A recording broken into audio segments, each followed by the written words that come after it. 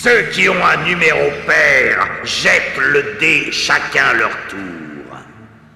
S'ils font leur numéro, ils prennent une clé.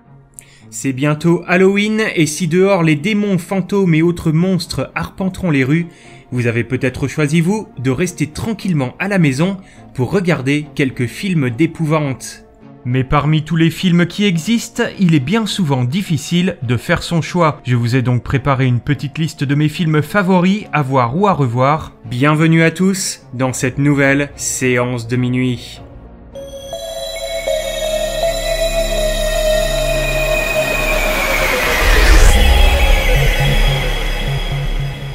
Voilà un film qui m'avait beaucoup marqué étant enfant et qui conserve encore aujourd'hui cette aura de film très particulier. Le démon d'Halloween est le premier film réalisé par Stan Winston, plus connu en tant que spécialiste des effets spéciaux et visuels sur des films comme Terminator, Jurassic Park et encore bien d'autres. Dans ce film, on suit un père de famille qui, suite à la mort accidentelle de son jeune fils, va faire appel à une vieille sorcière vivant au fond de la forêt afin de lui demander de se venger de ceux qui sont selon lui responsable de cet accident. Il devra alors déterrer dans un vieux cimetière un monstre terrifiant qui traquera sans relâche les personnes désignées. Mais tout ne va pas se passer comme prévu. Une petite pépite venue tout droit des années 80 avec son ambiance digne d'un vrai cauchemar, des décors terrifiants et une superbe créature au design effrayant. Le démon d'Halloween est un excellent choix pour votre soirée, frayeur garantie. D'ailleurs, pour en savoir plus sur cette créature, je vous laisse découvrir l'excellente vidéo de Az l'épouvantail dont je vous mets le lien en fin de vidéo et dans la description.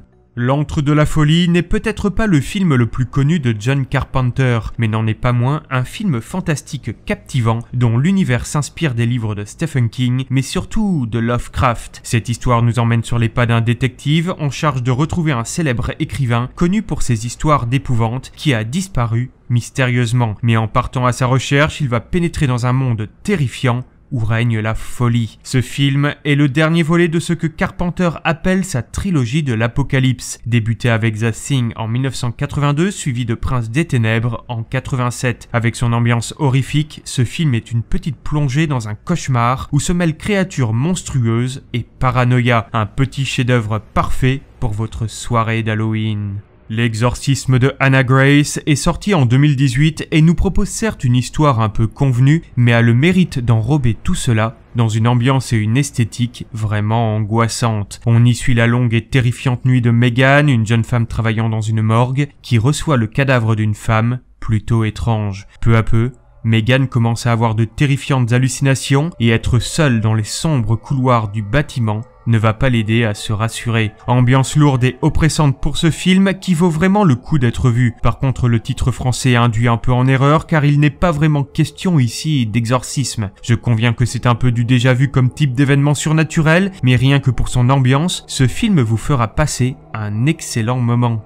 Sorti en 1999 et remake du film de 1959, La Nuit de tous les mystères, dont il s'éloigne quand même beaucoup, La Maison de l'horreur fait partie de mes plaisirs coupables, film qui n'a pas vraiment convaincu le public à sa sortie et qui a quand même le mérite de nous proposer du neuf en matière de maison hantée. Son action se passant dans un ancien hôpital psychiatrique dans lequel un riche homme d'affaires va proposer à sa femme une nuit d'anniversaire plutôt hors du commun, car eux et leurs invités vont devoir faire face à des événements troublants devenant de plus en plus dangereux. Et ne pouvant plus sortir du bâtiment, ils devront trouver un moyen de survivre jusqu'au petit matin. J'adore ce film, c'est loin d'être un chef-d'œuvre, mais certaines scènes sont vraiment glauques et efficaces. Les décors sont vraiment jolis, et avoir décidé de placer tout cela dans un vieil hôpital pour malades mentaux rend le tout encore plus effrayant. Je me souviens avoir longtemps été hanté par cette image du docteur Vannacut avançant en saccadé. Brrr.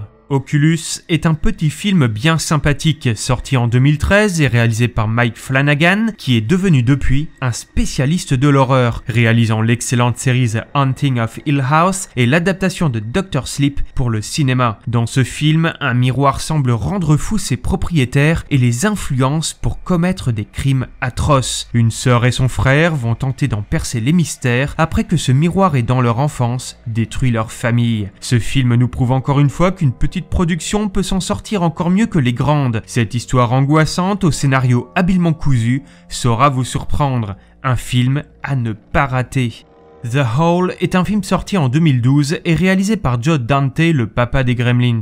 Dans ce film, deux frères découvrent dans la cave de leur nouvelle maison une trappe qui donne sur un trou sans fin. Qu'est-ce qui se cache au fond? Je vous laisse le soin de le découvrir dans ce petit film fantastique où l'on retrouve tout l'univers des films des années 80, où l'enfance et l'imaginaire se mêlaient à l'épouvante dans des mondes remplis de petites créatures et autres fantômes. Voilà un film que je vous conseille vivement. Poltergeist est un film de 1982 réalisé par Tobe Hooper et écrit et produit par Steven Spielberg. Une petite famille américaine vivant dans un paisible quartier de Californie se retrouve soudainement confrontée à d'étranges événements qui ne tarderont pas à devenir de plus en plus intenses. Poltergeist est assurément pour moi l'un des meilleurs films de maison hantée qui existent. Les effets spéciaux ont certes un peu vieilli aujourd'hui, mais c'est aussi ce qui fait le charme de cet excellent film que je vous recommande absolument. Certaines scènes, comme celle de l'arbre et du clown, m'avaient tout bonnement effrayé à l'époque. C'est aujourd'hui un film à revoir avec un certain brin de nostalgie ou à découvrir en gardant l'esprit ouvert et en replaçant ce film dans son contexte. Le film connut plusieurs suites et même un remake sorti en 2015, mais rien ne vaut celui-ci.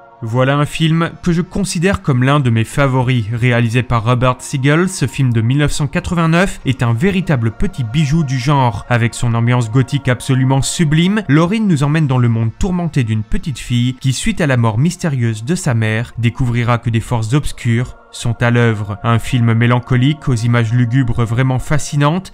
Fan de vieux châteaux et de brouillard, vous allez être servi. Si vous avez vu la nouvelle adaptation de Cimetière cette année au cinéma, sachez qu'il existe une suite au film original de 1989. On y suit un jeune garçon joué par Edward Furlong, connu alors pour avoir incarné John Connor dans Terminator 2, qui ici suit son père dans une nouvelle ville suite à la mort de sa mère. Se faisant un ami dans son nouveau lycée, il apprendra l'existence d'un ancien cimetière indien au pouvoir magique. Évidemment, cette suite ne se hisse pas au niveau du premier film de Mary Lambert, mais il a le mérite de venir développer cette histoire de cimetière capable de ramener les morts à la vie. Avec son ambiance angoissante et morbide, Cimetière 2 possède quelques passages qui furent à jamais gravés dans ma rétine. Les séquences du chien revenu d'entre les morts, les yeux rouges, le tout enveloppé de cette lumière bleutée, est digne d'une véritable image de cauchemar. Alors je le répète, ce n'est pas un chef-d'œuvre, loin de là, mais plutôt une honnête série B à l'ambiance lourde qui vaut la peine d'être vue. Pour terminer, voilà un film qui conviendra aux plus jeunes. Les Sorcières, sorti en 1990, nous raconte comment un jeune garçon en vacances dans un hôtel de bord de mer découvrira qu'une société secrète de sorcières prépare un projet diabolique qui vise à transformer tous les enfants en souris. Voilà une charmante comédie teintée d'épouvante adaptée d'un livre du célèbre Roald Dahl, auteur entre autres de Charlie et la chocolaterie. Le maquillage des sorcières, signé Jim Henson, est assez effrayant et traumatisa bon nombre d'enfants à sa sortie. Un film qui donnera quelques frissons aux enfants et permettra aux plus anciens de repartir le temps du métrage sur les traces des angoisses de leur enfance. J'espère que vous avez apprécié cette liste, n'hésitez pas à me faire part en commentaire de vos films préférés et ceux que vous avez prévu de voir ou revoir durant cette soirée d'Halloween. Quant à moi, je vous dis à très bientôt pour une prochaine séance de minuit.